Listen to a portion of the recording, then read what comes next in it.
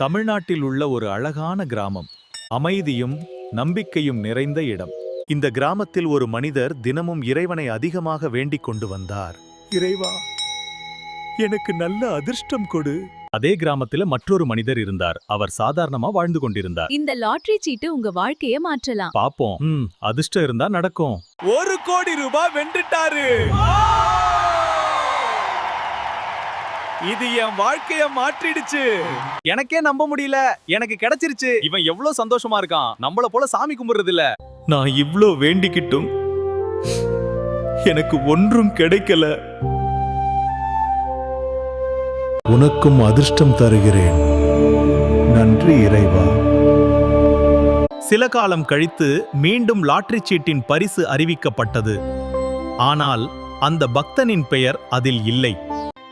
ஏன் இறைவா,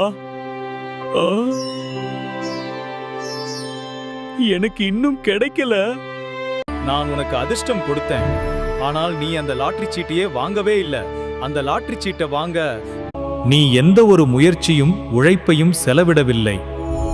முயற்சியும் உழைப்பும் இல்லாமல் அதிர்ஷ்டம் வராது.